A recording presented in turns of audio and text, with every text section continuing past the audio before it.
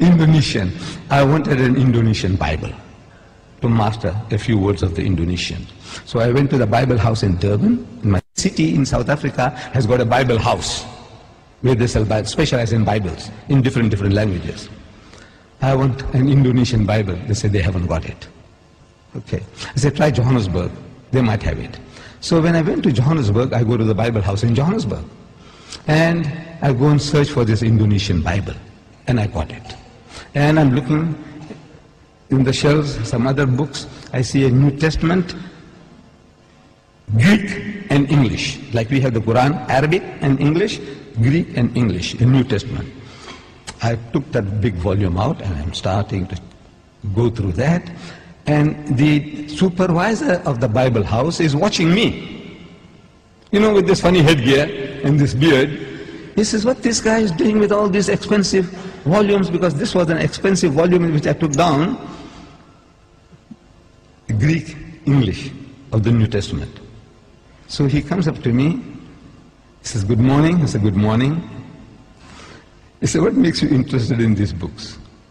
I said, no, I do comparative religion, and I have come across something here in this Greek English of the New Testament that can be of use to me. He found me an interesting character.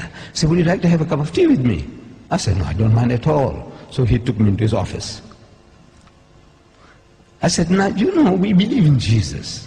And this was something astonishing to this supervisor. And all the supervisors in South Africa of the Bible houses are retired reverends.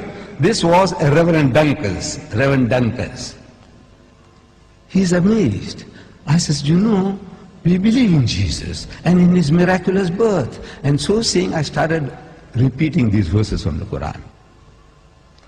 That we believe. And when I read it, he said, no, this is the same like my book. What you are saying now, that when the good news is given to Mary, the mother of Jesus, in the Holy Quran, she says, قَالَتْ رَبِّ أَنَّ يَكُونُ لِي وَلَدٌ وَلَمْ يَمْسَسْنِي بَشَرٌ. She said, oh my Lord, how can I have a child when no man has touched me? Which means physically, sexually. No man has touched me. So the angel says, قَالَ كَذَلِكِ اللَّهُ يَخْلُقُ مَا يَشَاءُ. Even so, Allah creates what He wills. إِذَا قَضَى أَمْرًا فَإِنَّمَا يَقُولُ لَهُ كُن فَيَكُونُ.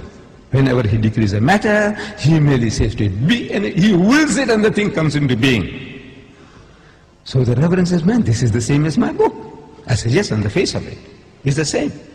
But if you look at it intently, you'll find the difference between my version and your version is chalk and cheese. You people know chalk and cheese? You know the difference between chalk and cheese? The Canadians didn't know.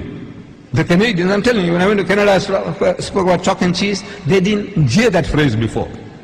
We, the English people in South Africa, we know, everybody knows chalk and cheese. Chalk and cheese may look like white, but it's that's poles apart. You can't eat chalk, but you can eat cheese. No? But the Canadians didn't know. The Canadians didn't know. I'm telling you. I don't know whether you people know. Difference between chalk and cheese. The poles are, in other words, poles apart. She said, how? I said, you know, in the Holy Bible, in the Gospel of St. Luke, we are told when this good news was given to Mary, the mother of Jesus, about the birth of the Holy Son, she says, how can this thing be when I know not a man? In the biblical language, know means sex. No to know means knowing sexually. Not she doesn't know a man. She knows her uncle, her fathers, her neighbors. Surely she knows other men. But no. No in the biblical language means sex. In the Quran it says, no man has touched me. Again, it means not touched me, means had sex. Both the Quran and the Bible are saying the same thing. The replies to them are revealing. In the Holy Bible, the answer to Mary's protest was that the Holy Ghost will come upon thee. I'm reading the Bible to you. Luke. The Holy Ghost will come upon thee, and the power of the Most High will overshadow thee. Now that gives you a mental picture. The Holy Ghost is a person. That's what the Christians say. The Father is a person, the Son is a person, and the Holy Ghost is a person, but they're not three persons, but one person. I don't know whether you heard that expression before. But He's a person. This Holy Ghost will come on Mary.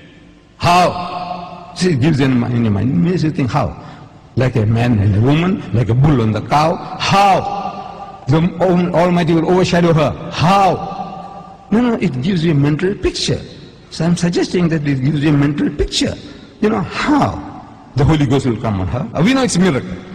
We agree it's a miracle. But the language that you are using, the language is down to earth language. The Quran says, وَإِذَا قَضَى أَمْرًا فَإِنَّمَا يَقُولُ لَهُ كُن فَيَكُونُ. For God to create Jesus without a human father, it's a kun, he says be, and it is. For him, it's just to will it, and he comes into being. So, I'm asking the Reverend, I said, now between these two versions, we are both trying to say the same thing. We are both trying to give the same message, that he was born miraculously. There's no doubt about that. But I said, which version would you prefer to give to your daughter? The Quranic version or the biblical version? We are both trying to say the same thing. He said, he bowed his head down in shame, and he said he would prefer to give the Quranic version. This is Reverend Dunkers, the head of the Bible Society in Johannesburg.